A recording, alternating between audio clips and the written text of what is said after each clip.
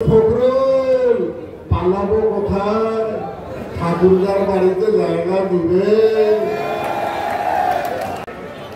জেলা আমাদের সংগ্রামী আহ্বায়ক মৌলানা মোহাম্মদ ফজলুল হক সাহেবকে, মৌলানা মোহাম্মদ ফজলুল হক সাহেব।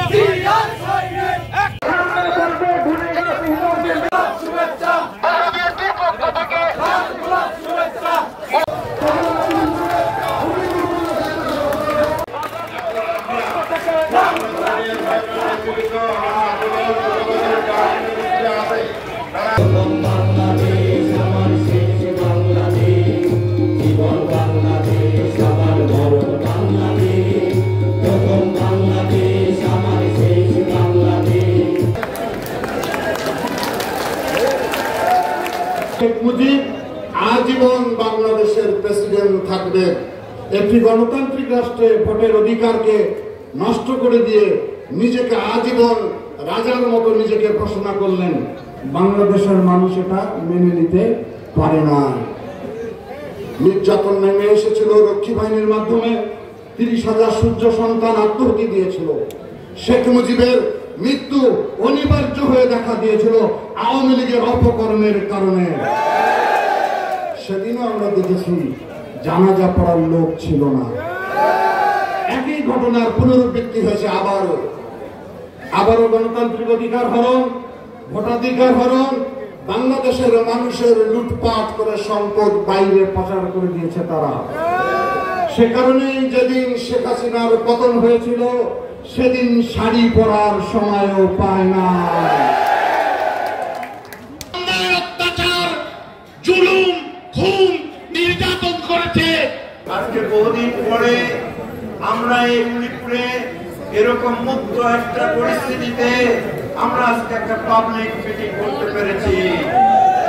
তাই আমার কাছে আজকে খুবই আনন্দিত মনে হচ্ছে যে কতভাবে আমরা এখানে নিগৃহীত হয়েছিলাম, আমাদের উপরে অত্যাচার, অমিতার কত কিছু হয়েছে, কিন্তু আজকে আমরা এই সুষ্ঠুভাবে যে এখানে মিটিং করতে পারছি সেই জন্য আমরা শুকরিয়া আদায় করছি। কেউ বলে যে বিএনপি কোথা থেকে আসলো? না, বিএনপি মাঠে ছিল। আজকে 17 বছর ধরে মাঠে আছে। তারা গাছ লাগিয়েছে, গাছটা বড় হয়েছে, গাছের ফসল হয়েছে, কিন্তু ফসলটা আমরা পেরে খেতে পারি নাই। ছাত্র জনতা এসে সেই ফসলটার গাছটাকে একটা জোরে ধাক্কা দিয়ে সব ফসলগুলো ফেলে দিয়েছে এবং আজকে সেই জন্য আজকে আমরা স্বাধীন বাংলাদেশ, সেই জন্য আমরা স্বাধীন বাংলাদেশ।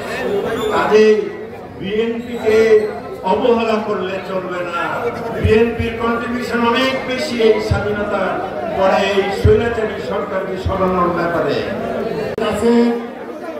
দীর্ঘ 17 বছর প্রিয় নেতা যারা সকলে জোরে আপনাদের স্বাগত জানাই, সকলে মহিলাগণ, সকলে এত ত্যাগের পরে বিএনপি একটি পরিণত রাজনৈতিক দল, ত্যাগ শিকারের মাধ্যমে পরিণত দলে পরিণত হয়েছে। বিএনপি নেতা কর্মীরা জ্বলে পুড়ে খাঁটি সোনায় পরিণত হয়েছে, তাই না?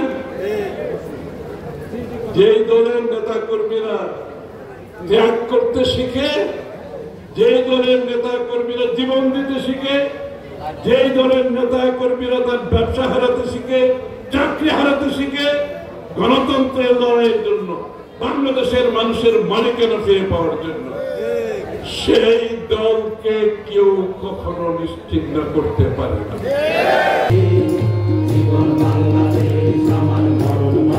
যে নতুন বাংলাদেশের কথা ভাবছি, আমরা মুক্ত বাংলাদেশের কথা ভাবছি, গণতান্ত্রিক বাংলাদেশের কথা ভাবছি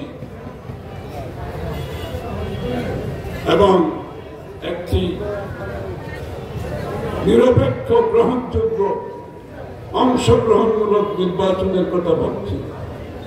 এবং আমাদের যে বেকাররা যুবকরা আছে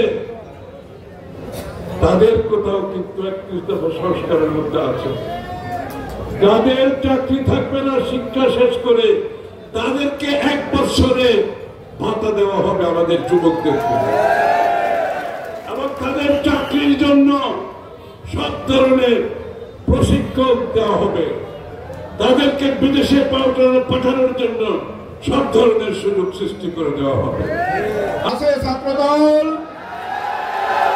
যুবদল আছে, আওয়াজ চাই, স্বেচ্ছাসেবক দল আছে, কৃষক দল আছে, আমার শ্রমিক দল আছে, আমার মহিলা দল আছে।